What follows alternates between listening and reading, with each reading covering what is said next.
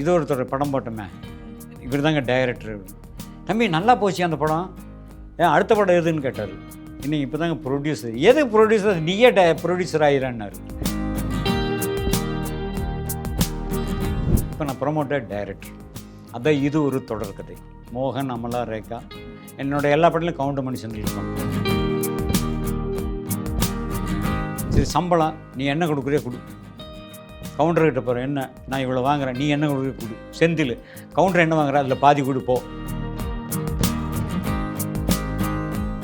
அங்கே ஐயர் என்ன கேட்குறாரு, தாலி வந்து கட்டினா அஷ்டலட்சுமி கோயிலில் நீங்கள் எந்த லட்சுமி முன்னாடி கட்ட போகிறீங்க?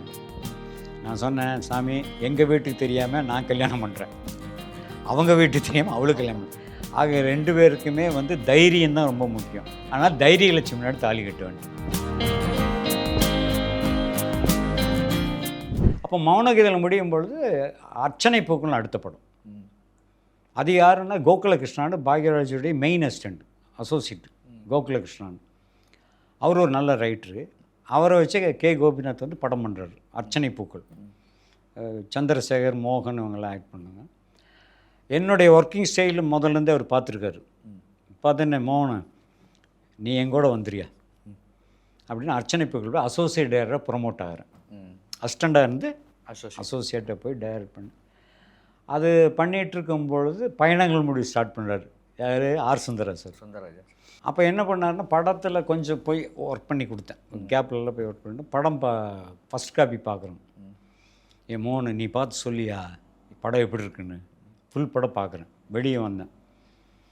சில்வர் ஜூப்ளின்னு போயா சும்மா பொய்யெல்லாம் சொல்லு, வேணா பாருங்கள் இந்த படம் காமெடி, சாங்கு, ஸ்கிரிப்ட் மெயின். அது யார் எந்த ஹீரோ நடித்தா ஸ்கிரிப்ட் தான் மெயின். ஸ்கிரிப்ட் நல்லாயிருக்கு. Ilaiyaraaja song super, comedy super. இந்த படம் கண்டிப்பாக ஜெயிக்கும், எழுதி வச்சுன்னு சொல்லி அதே மாதிரி 500 நாள் ஓடிச்சு.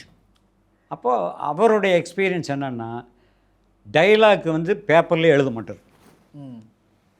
ஆர் சுந்தர் சார் டேலண்ட் பாருங்கள், சொல்லிகிட்டே வருவார். Okay sir. இப்போ ஒரு 10 ஆர்டிஸ்ட்டுக்கான நீ இதை சொல்லு, நீ அதை சொல்லு, நீ இதை சொல்லுவார். பக்கத்தில் பாஷான்னு ஒரு அசிஸ்டண்ட், அவன் தான் சொல்ல எழுதிக்குவான்.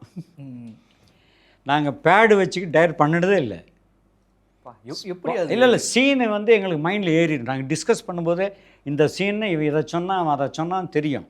அப்போ டைலாக்ஸ் எப்படி வரும் தெரியுங்களா? சுந்தரராஜ் சார் ஒரு டைலாக் சொன்னால் அந்த டைலாக் கவுண்டர் டைலாக் இந்த மாதிரி சொன்னாலும் பாலு ஆனந்த், அவர் தவறிட்டார் டைரக்ட், பாலு ஆனந்த் அவன் ஒன்று சொல்லுவான். ராஜேந்திரகுமார் ஒரு டைரக்டர், அவர் ஒன்று சொல்லுவான், நான் ஒன்று சொல்லுவேன், பாஷான்னு ஒன்று, கிருஷ்ணமூர்த்தின்னு ஒருத்தர். இப்படி ஆளுக்கு ஒன்று சொன்னால் அந்த சீன் நல்லா டெவலப் ஆகிடும். இதில் ரொம்ப விசேஷம் கவுண்டமணி செந்தில் சீன் எங்களுக்கு கவலையே கிடையாது. நான் ஒன்று சொன்னால் கவுண்டர் ஒன்று சொல்லுவார், கவுண்டர் ஒன்று சொன்னால் சுந்தரராசர் ஒன்று சொல்லுவார், சுந்தரராஜ் சொன்னால் பாலானந்த் ஒன்று சொல்லுவான், அவர் சொன்னால் செந்தில் ஒன்று சொல்லுவான். இப்படி சொல்லி பார்த்தா சீன் வந்து எகிரிடும், காமெடி அப்படி விடும். பொதுவாகவே கோயம்புத்தூர் லொல்லு அதிகம்பாங்க, குசும்பு. ஸோ டைலாக்ஸ் நிறைய அப்படி வரும். அப்போ இந்த எக்ஸ்பீரியன்ஸ் என்னாச்சுன்னா, அதே பழக்கம்தான் எனக்கும். ஃபஸ்ட்டு டிஸ்கஸில் உட்காந்து ஒரு 80, இந்த கதைக்கு 80 சீன் பண்ணுறான்னா அந்த திரைக்கதைக்குள்ள அந்த கதைக்கு என்னென்ன பேசியிருப்பாங்கன்னு என்னோடய அசிஸ்டண்டோட பேசிடுவேன். அவங்க நோட்ஸ் மாதிரி எடுத்துக்குவாங்க, டைலாக்லாம் எழுதிட்டு போகிறதில்ல, சொல்லி வாங்கிறது தான். ஸோ இந்த எக்ஸ்பீரியன்ஸ் என்னன்னா அனுபவம். அதாவது ஸ்டெப் பை ஸ்டெப்பாக வந்தால் ஈஸி. எதுவுமே எடுத்தோன்னே போல தான் குழப்பம். கண்டிப்பாக. இன்றைக்கி நான் வந்து தப்பாக சொல்ல, இன்றைக்கி வந்து ஒரு ஆங்கிள் வச்சாங்க அப்படின்னா, ஒரு ஆங்கிளில் ஒரு ஷாட்டுக்கு அன்றைக்கில் ஒரு கேமரா தானே, ஒரே கேமரா, அதில் வந்து கண்டினியூட்டி இருக்கும். ஆமாம் சார். முதல்ல எடுத்த ஷாட்டில் ஹீரோ இப்படி தலையில் கை வச்சேன்னா ஆங்கிள் மாறும்போது மறுபடியும் கண்டினியூட்டி கை எடுக்கிற மாதிரி இருக்கும். அதாவது ஆக்ஷன் கண்டினியூட்டின்னே ஒரு அசிஸ்டண்ட் இருப்பான், அதை மட்டும் ஃபாலோ. ஆமாம், அதை மட்டுமே தான் ஃபாலோ பண்ணும். காஸ்டியூம் கண்டினியூட்டி ஒருத்தர். ஸோ இது வந்து ரொம்ப முக்கியம், ஆக்ஷன் கண்டினியூட்டி. அதுக்கப்புறம் என்னாச்சு, 7-8 கேமரா வச்சு எடுக்க ஆரம்பிச்சிட்டாங்க. இது எப்படி வேணாலும். அப்போ என்னென்னா, ஒரு கேமரா இருக்கிறதுனால என்னென்னா, எனக்கு வந்து நாங்கள் ஒரு சீனை எடுக்கும் பொழுது அந்த சீனில் நாங்கள் ஷார்ட்டாக பிரிக்கிறேன்னு வைங்களேன். ஒரு long shot, mid shot, close-up, அப்புறம் அடுத்த க்ளோஸ்அப், மொத்தமாக பார்த்திங்கன்னா ஒரு 20-30 ஷார்ட்ஸ் வருதுன்னு வைங்க ஒரு சீனில். இப்போ ஆங்கிள் மாறுமல்ல. ஆமாம் சார். அதுதான் ரொம்ப இன்றைக்கி இருக்கிற எந்த டேரக்டருக்கு அந்த திறமை கிடையாது, பண்ண முடியாது. புரிஞ்சா உங்களுக்கு? இந்த ஆங்கிள், இந்த லைட்டிங்கில் இந்த ஆங்கிளில் வச்சா அந்த 20-30 ஷாட்டில் எத்தனை ஷாட் இந்த ஆங்கிள் வந்து எடுப்போம். ஏன்னா டைம் சேவ். ஆமாம் சார். ஒவ்வொரு தடவை லைட்டிங் மாற்றிட்டு இருக்க முடியாது. அடுத்த ஆங்கிள் போவோம். அடுத்த ஆங்கிள் போகும்போது இதுக்கு முன்னாடி ஷாட்டில் அவர் எங்கே கை வச்சார், எங்கே உட்காந்தாரு, எந்திரிச்சாருன்னு கரெக்டாக இருக்கணும். ஸோ அன்றைய சினிமாவே சினிமாங்க. அது ரொம்ப கஷ்டப்பட்டு உழைப்பு அதெல்லாம். இப்போ ரொம்ப ஈஸி. 7 கேமரா ஒர்க் பண்ணுது, எங்கேருந்து எதை வேணாலும் கட் பண்ணலாம். ஈஸி ஆயிடுச்சு. நான் தப்பு சொல்ல, விஞ்ஞான வளர்ச்சி தான் அது. பட்டு ஆர்டர்னு பார்த்தீங்களா, இதெல்லாம் அந்த காலத்தில் அந்த டைமில் 70க்கு அப்புறம் 75க்கு அப்புறம் 90 வரைக்குமே இந்த மாதிரி தான் போயிட்டு இருந்தது. அப்படியே படிப்படியாக வந்தோடனே சரி நாமளும் தனியாக டைரக்ட் பண்ணுவோம். நான் இதுக்காக அலையில, யாராவது சான்ஸ் கொடுப்பாங்க. ஆர் சுந்தரராஜருடைய பயணங்கள் முடிந்து நேற்று எடுத்த படத்தை வரைக்கும் நான் தான் மெயின் கோ டைரக்டர். ஆமாம், இன்றைக்கி வரைக்கும் நான் தான் அவரோட. நாளைக்கு அவர் படம் எடுத்தாலும் என்ன தான் முதல்ல கூப்பிடுவார். ஸோ அவ்வளோ நட்பு. பாக்யராஜ் சார் அப்படி தான், எங்கே பார்த்தாலும் அந்த இது. அப்புறம் என்னையா நல்லா இருக்கியா, அதே மாதிரி சத்யராஜ் சார். போயிட்டுருக்கும்பொழுது எனக்கு நான் வந்து இந்த இடத்துல சொல்ல வேண்டியதுமா, சினிமாவுக்கு வந்தால் கெட்டு போயிடுவாம்பாங்க பொதுவாக.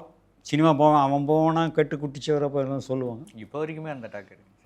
எந்த தொழிலுக்கு போனாலும் உங்களுடைய மனசாட்சி, உங்களுடைய எண்ணங்கள் தெளிவாக இருந்தால் கெட்டு போக மாட்டீங்க. நீங்கள் எந்த தொழிலுக்கு வேணாலும் போங்க. ஸோ நான் வந்து அந்த டிசிப்ளின் கற்றுக்கிட்டது எங்கள் அப்பா கிட்ட தான். எங்கள் ஃபாதர் வந்து அவ்வளோ இது. எங்கள் வீட்டில் வந்து இந்த பொருள் இங்கே இருக்குதுன்னு வைங்களேன், இடம் மாறினா எங்கள் அப்பா அடிக்க வந்துடுவார். ஆர்மி மேன் அவர். ஏன் அப்படின்னா, திடீர்னு லைட்டு போச்சுன்னா ஒரு தீப்பெட்டி யார் போய் கை வச்சாலும் கையில் தீப்பெட்டி கிடைக்கணும் அந்த இருட்லேயும். அதான் அந்த ஆர்மி ஸ்டைல். இது ஃபுல் டார்க்காகின்னு வைங்களேன், சும்மா இருட்டிலே நடந்து போய் இந்த இடத்துலன்னு கை வச்சிங்கன்னா கிடைக்கணுமா.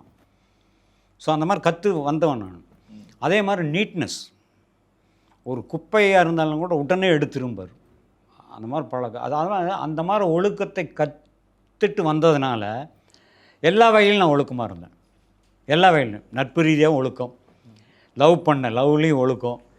என் மிஸ்ஸஸை வந்து நான் 8 வருஷம் லவ் பண்ணேன். எங்கள் வீட்டுக்கு வந்துட்டு போகிற பொண்ணு. நான் இங்கேருந்து சென்னையிலேருந்து வீட்டுக்கு போனோன்னே ஒரு தடவை வீட்டுக்குள்ளே போகிறேன், என்னை பார்த்தோன்னே அந்த பொண்ணு ஓடிடுச்சு, எதிர்த்து வீடு. நான் எங்கள் அம்மாட்டுக்கு என்ன அணு வந்து என்ன வெக்கப்பட்டு ஓடிட்டுருக்கேன்னு. எங்கள் அம்மா சொன்னேன், பொண்ணுங்களாம் வயசுக்கு வந்தால் அப்படித்தாண்டான்னு. So matured ஆகிட்டான்னு. போயிட்டு நான் வந்து மேலே எனக்கு மாடியில் ரூம், அங்கேருந்து பார்த்தா அங்கேருந்து பார்த்துட்டே இருப்பாள்.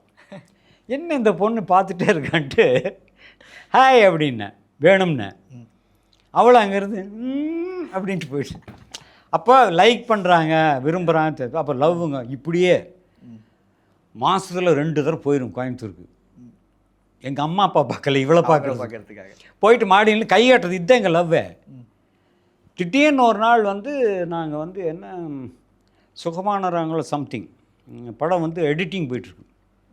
எடிட்டிங் ரூம்னா எடிட்டிங்கில் உட்காந்துருக்கேன். திடீர்னு இன்னொரு அசிஸ்டண்ட் வந்து பாஷா வந்து, சார் உங்களை தேடி ஒரு பொண்ணு ஆட்டோவில் வந்துருக்கு சார் சென்னைக்கு. என்ன தேடி ஒரு பொண்ணா, யார் யாதுன்னு வெளியே வந்து பார்த்தா என் லவ்வர் மேம். என்ன அவங்க பேர் தான் அனுராதா. அனுராதா மேம். ஆமாம். என்ன அனு இல்லை எங்கள் அம்மா அவங்க வந்து பிஎஸ்சி ஸ்டாட்டிஸ்டிக்ஸ் முடிச்சுட்டு ஜாப் கிடச்சிது. ஒரு 6 மாதம் வேலைக்கு போயிட்டு இருந்தாங்க. அங்கே மாப்பிள்ளை பார்க்குறான்ட்டு ஓடி வந்துட்டா. சார் இல்லை, அதுக்கு முன்னாடி எதுவும் நீங்கள் பேசிக்கிட்டதே இல்லையா சார்? ஏதாவது ஒரு கான்வர்சேஷனோ அந்த லவ்வை எக்ஸ்பிரஸ் சொன்ன இது கூட இல்லையா? அப்போ என்ன செல்ஃபோன் தான் கூட பேசியிருப்பான், ஃபோன் தானே கிடையவே கிடையாது. ஹாய் ஹாய் ஹாய் தான், இவ்வளோதான் எங்கள் லவ்வே. நான் தொட்டதும் கூட கிடையாது. மேரேஜுக்கு அப்புறம் தான் என் பொண்ணை ஒய்ஃப் வந்து கையே பிடிச்சிருக்கேன். கல்யாணத்தன்னைக்கு கை பிடிச்சது தான். அதுக்கு முன்னாடி நாங்கள் தொட்டது கிடையாது, ஒன்றும் கிடையாது. அப்புறம் வந்து இறங்கணுன்னே பார்த்தேன். சரி எங்கள் சுந்தரா சார்ட்டு போய் சொன்னேன்.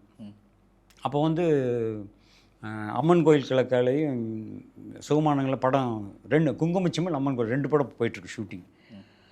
அப்போது நஞ்சப்பன் தூரல் நின்று போச்சு ப்ரொடியூசர். நஞ்சப்பன் ஆஃபீஸில் உட்காந்துட்டு அவர்கிட்ட ஆரிச்சாமி ப்ரொடியூசர், அவர் கே கோபிநாத், இவங்க எல்லார்கிட்டையும் போய் எல்லார்கிட்டையும் சொல்கிறேன், இந்த மாதிரி பொண்ணு வந்துருச்சு அப்படின்னு. சுந்தரராஜ் சொன்னார், இப்போ வெள்ளிக்கிழமை ஒரு பொண்ணு வந்திருக்கு மகாலட்சுமி அந்த மாதிரி, அதனால் நீ வந்து மேரேஜ் பண்ணிடு, நாங்கள்லாம் சேர்ந்து பண்ணி வைக்கிறேன்னு. எல்லாருமே சேர்ந்து பீட்டர் செல்குமார் சரி யாருன்னா சிவகுமார் அண்ணன் தலைமையில் முடிவு பண்ணிட்டோம். ஏன்னா சுகமான ராகங்கள் வேறு போயிட்டு இருந்தோம் அந்த டைமில். அப்புறம் அவர்கிட்ட போய் சொன்னேன், அப்படியேப்பா லவ்வா டே மோனு அப்புறம் எத்தனை 8 வருஷம் அப்படியாடா பரவாயில்ல இதெல்லாம் சொன்னேன். நல்ல விஷயம். எங்கன்னா அஷ்டலட்சுமி கோயிலில் கல்யாணம்.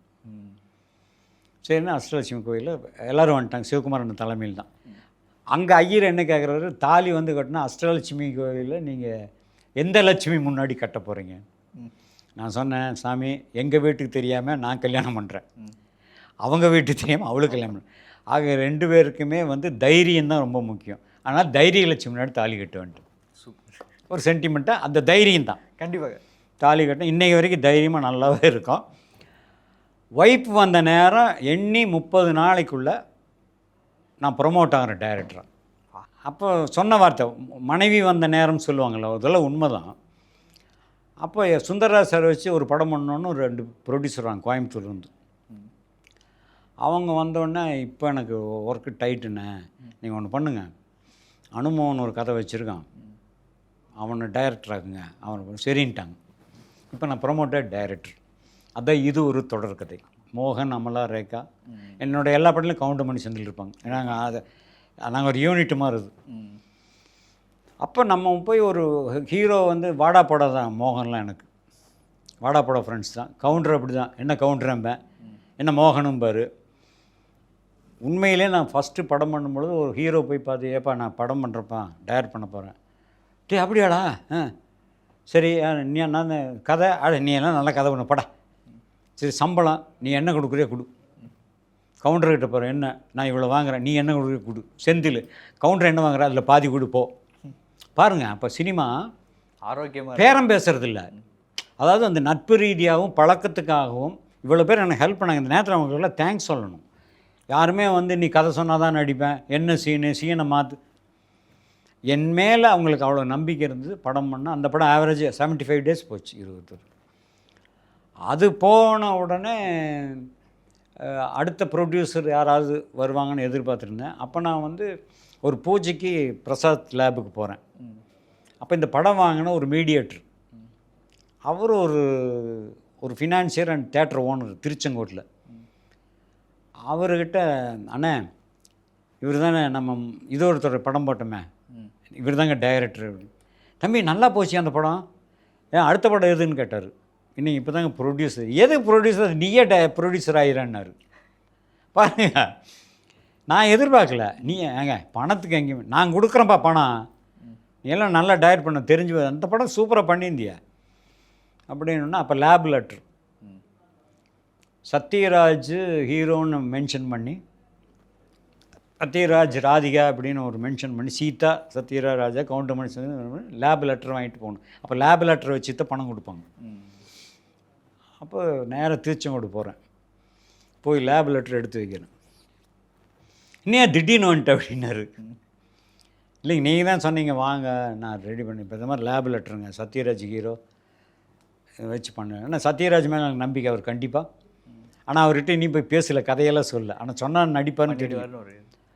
ஏன்னா ஏதோ ஒரு தடவை பார்த்தேன் நல்லா இருந்துமோன்னு சொல்லியிருந்தார். சரி போனோடனே என்ன சொல்கிறாரு, திடீர்னு வந்துட்டியா என்ன பண்ணுறது அப்படின்னாரு. அவருக்கு இந்த பெட்ரோல் பங்க்கெல்லாம் இருக்கும் போல் இருக்கு. சரி எவ்வளோப்பா அட்வான்ஸ் வேணும் அப்படின்னு. ஆனால் இந்த மாதிரி ராஜா சார், சத்யராஜ், ராதிகா ஹீரோயின் எல்லாருக்குமே பேமெண்ட் கொடுக்கணுன்னா குறைஞ்சது ஒரு 5 லட்ச ரூபா வேணும். நான் ஹீரோவுக்கு, ராதிகாவுக்கு, இளையராஜாவுக்கு எல்லாம் சேர்ந்து ஒரு 5 லட்ச ரூபா அட்வான்ஸு. சரி இரு உன்னோட லக்கு என்னன்னு பார்ப்போம் அப்படின்னு 2-3 ஃபோன் பண்ணார். எல்லா 10 ரூபா நோட்டு, 50 ரூபா நோட்டு, அந்த மாதிரி நோட்டுகள்லாம் இவ்வளோ பெரிய பண்டில். கூட ஒரு அசிஸ்டண்ட், அவரோட அசிஸ்டண்ட்டை எனக்கு சென்னைக்கு கொண்டு வந்து விட்டுட்டு போனாங்க. பணத்தோட சேஃபாக கொண்டு தம்பியை விட்டுட்டு வரணும். அப்புறம் இங்கே போனேன். அப்போல்லாம் எப்படின்னா ராஜா சாருடைய டேட்டுக்கு ஏவிஎம் சரவணன் சாரே வெயிட் பண்ணுவார் பிரசாத்தில். ஆமாம், அவ்வளோ பேர் நிற்பாங்க ப்ரொடியூசரு. எனக்கு அசிஸ்டண்ட்டாக இருக்கிறாலும் நல்ல பழக்கமாக, அண்ணன்ட்டு போய் பார்க்கமா, நான் பேக் கேட் வழியே போய் அண்ணே நான் ஒரு படம் பண்ண போகிறேன். ஃபஸ்ட்டு படம் நான் அது சொல்ல மாட்டேன். ஃபஸ்ட்டு படம் அவர் தான் போய் கேட்டேன். ஏப்பா மோகா ரொம்ப பிஸியா, இப்போ நீ அவனு பண்ணு, நீ முதல் படம் அமர வச்சு பண்ணு, 2வது ஒன்று நான் பண்ணித்தரேன். அந்த கெத்தில் நான் போய் கேட்டேன். அப்படியா 2வது படமா, சரி நான் சொன்னேன், சரி நான் பண்ணித்தரேன். அப்போ ப்ரொடியூசர் யார், நான் தானே. அதுக்குள்ளே சம்பாதிச்சியா நீ? இல்லைங்க, ஒரு நல்ல மனுஷன் எனக்கு தான் பணம் கொடுத்து ஹெல்ப் பண்ணுறாரு. அப்படியா, ரைட், ஓகே. நினைவு சின்னத்தில் ஹையஸ்ட் சம்பளமே இளையராஜா தான். செகண்ட் சம்பளம் பிரபு சார். அப்படி அவ்வளோ பீக் அவர். ஆமாம் சார். ஸோ நினைவு சின்ன படம் சொந்த படமாக எடுத்தேன் என் ஒய்ஃப் பேரில். இது ஒரு தொடர்கதையில் நான் வந்து மோகன் போடாமல் ஏன் அனுமோகன் போட்டேன்னா, என் ஒய்ஃப் வந்த நேரம் எல்லோரும் சொன்னோன்னே, அப்போ ஹீரோ மோகன், எடிட்டர் மோகன், ப்ரொடக்ஷன் மோகன், ப்ரொடக்ஷன் மேனேஜர் மோகன், இப்படி நிறைய மோகன் இருந்தாங்க. மோகனை 10 பேர் என்னங்க அம்மா அப்படி இருந்தது. இப்போ நான் பார்த்தேன் மனைவி வந்த நேரம் சொன்னான், சரி மனைவிக்கு ஒரு மரியாதை கொடுப்போம் அப்படின்னு சொல்லிட்டு தான் என்னுடைய ஒய்ஃப் நேம் அனுராதாலேருந்து அணுவை தூக்கி அனுமோகன் வச்சேன். அதுதான் இன்றைக்கி பிரபலமாச்சு. உண்மையிலே அந்த காலத்தில் சொல்கிற வாக்குகள்லாம் இருக்குல்ல, பலிதமெல்லாம் கரெக்டு. இப்போ உன் மனைவி வந்த நேரம் தான் என் நல்லா இருக்குன்னு அதெல்லாம் உண்மை. ஏன்னா என்னுடைய அனுபவத்தில் அதெல்லாம் உண்மை ஆச்சுன்னு சொல்ல வரேன். அப்போ இந்த மாதிரி வந்து சொந்த படம் எடுத்தேன். அது வந்து 100 days ஃபிலிம். அது பயங்கர ஹிட். அதில் நினைவு சின்னம் படத்தில் இன்னொரு பெரிய மாற்றம் என்னென்னா, அட்வான்ஸ் எல்லாம் கொண்டு போய் சத்யராஜை மீட் பண்ண போகிறேன். அவுட்லைன் சொல்லுங்கள் தலைவா. நாங்களாம் தலைவா கூப்பிட்டோம். நானும் மணிவண்ணன் சார் ஒன்றுக்குள்ள எல்லாம் தலைவா தான் ஃப்ரெண்ட்ஸு. ஆமாம். பேசினோம். பேசும்பொழுது அவர் சொல்கிறாரு, தலைவா சூப்பராக இருக்குது, சப்ஜெக்ட் சூப்பராக இருக்குது, பட் இப்போ எனக்கு ஓல்டு கெட்டப் வேணுமான்ட்டார். டப்புன்னு கவுத்திட்டார். ஏன்னா இப்போ தான் தலைவன் நான் 2 ஹீரோன்னு டூயிட் பாடிட்டுருக்கேன், என்ன போய் ஓல்டு கெட்டப்புன்னு. என்ன தலைவா அப்படின்னு, நெக்ஸ்ட் ஏதாவது பண்ணுவோம் தலைவா ப்ளீஸ் அப்படின்ட்டார். இப்போ நான் ப்ரொடியூசர்கிட்ட என்ன சொல்லியிருக்கேன், ஃபைனான்ஸர்கிட்ட சத்யராஜன் ஃபோன் பண்ணுறேன். சத்யராஜ் வந்து ஓல்டு கெட்டப் பண்ணேன். சரி வேறு யாராவது போடுங்கண்ணு அவர், வேறு யாராவது பிடின்னு. ஆனால் பிரபு ட்ரை பண்ண இப்போ பண்ணு, உனக்கு கதை தானே மெயினுங்கிற பண்ணு. நேராக பிரபு போட்டு போகிறேன். போனோன்னே அப்போ வந்து நாங்கள் வந்து இது முடிச்சிருக்கோம், பிரபுவும் விஜயகாந்த் வச்சு காலையும் நீயே மாலையும் நீயே, பிரபு அண்ட் விஜயகாந்த். அப்புறம் அவர் நல்ல பழக்கம். பிரபுட்டு பண்ணேன், என்ன தலைவானார், எங்கள் இதில் ஏவிஎம் டப்பிங்கில் இருந்தார். தலைவர் வந்து படம் பண்ணணும் அப்படி ஒரு ப்ரொடியூசர் நான் தான். அவ்வளோ வசதியா கெத்தா ரைட்டு. சரி சரி அவுட்லைன்ஸில் சரி பிரேக்கில் சாப்பிட்டே சார் கதை சொன்னேன். சூப்பராக தலைவா, நீங்கள் போய் மனோவை பார்த்துருங்க. மனோவை கால் ஷீட் போவார் பிரதர், அவர்கிட்ட போய் கதையை சொன்னால் அவருக்கு ஓகே, சம்பளம் பேசுனா ஃபிக்ஸ்.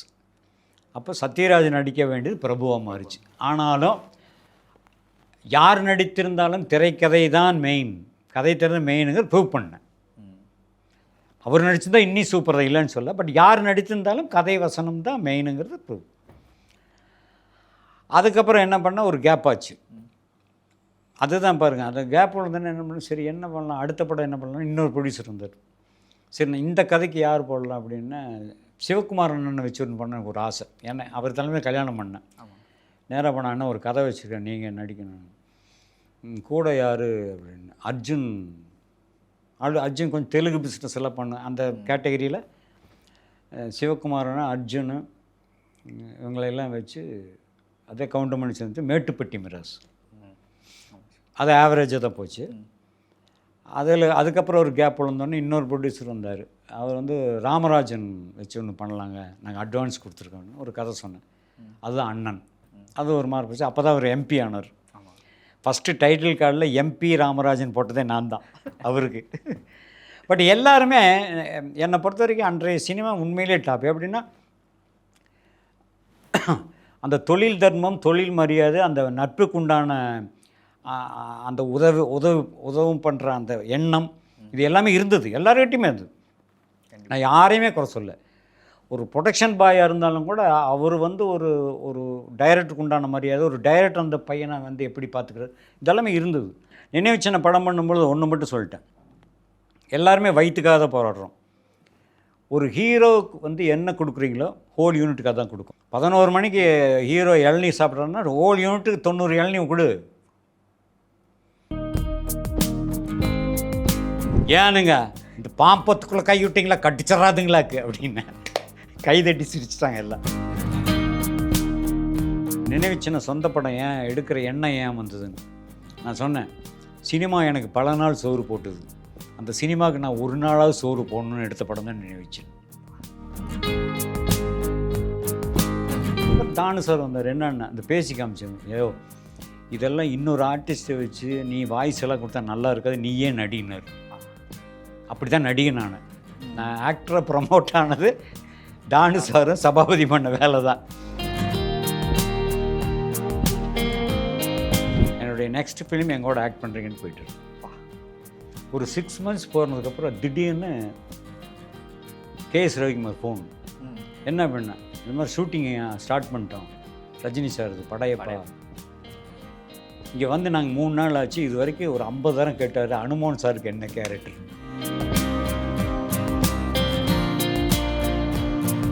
எனக்கு யாருங்க இவர் புறாவுக்கே பெல் அடிச்சு வராச்சுங்களா, அது பயங்கர hit.